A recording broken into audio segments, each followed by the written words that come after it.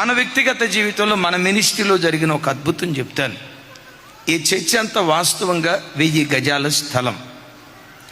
ఒకేసారి ఈ స్థలం అంతా కొనలేదు.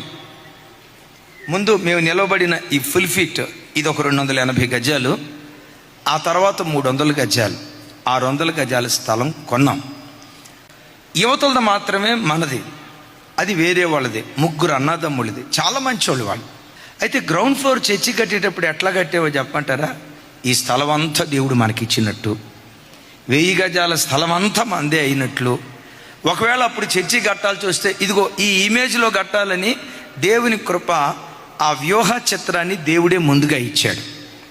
ప్రత్యక్ష గుడారపు నమూనా మోషేకి ఇచ్చినట్లుగా ఈ నిష్ప్రయోజకులకు ఈరోజు కనబడుతున్న ఈ అందమైన మందిరాన్ని కట్టక మునిపే ఈ మందిరపు నమూనా కృపగల దేవుడు అనుగ్రహించాడు.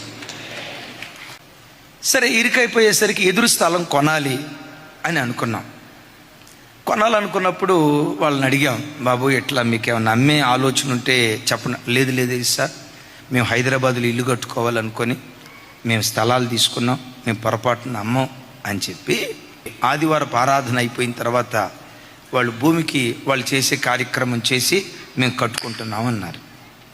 సరే, వాళ్ళ స్థలం వాళ్ళు కట్టుకోవటం న్యాయబద్ధమే కదా, మంచిది అని చెప్పి దినాలు అట్లా సాగుతున్నాయి. ఒకరోజు ఇక్కడ మాసాంతర కూటం జరుగుతుంది. మాసాంతర కూటం అయిపోయిన తర్వాత అందరూ వెళ్ళిపోయారు. అదిగో అక్కడ పింక్ షర్ట్ వేసుకున్నాడు దుబాయ్ బ్రదర్. నేను పండుకునేటప్పుడు ఏమని ప్రార్థన చేశానో చెప్పంటారా? ఒక అద్భుతం చెప్తా.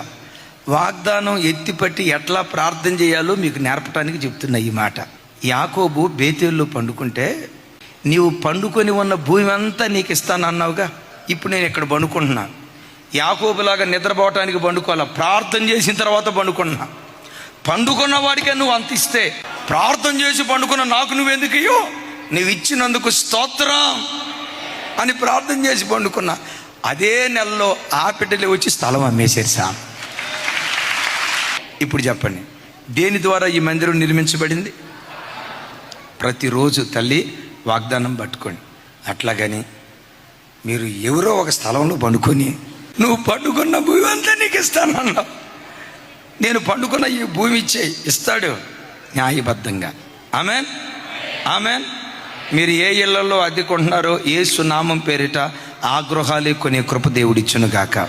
అంటే ప్రార్థనలో ఎప్పుడు వాగ్దానాలు ఎత్తి పట్టాలి. ఒక మాట, వాగ్దానాలు నీకు తెలియాలంటే ముందు బైబిల్ ఏం చేయాలి? నీ ఒంటి నిండా బైబిల్ ఉండాలి.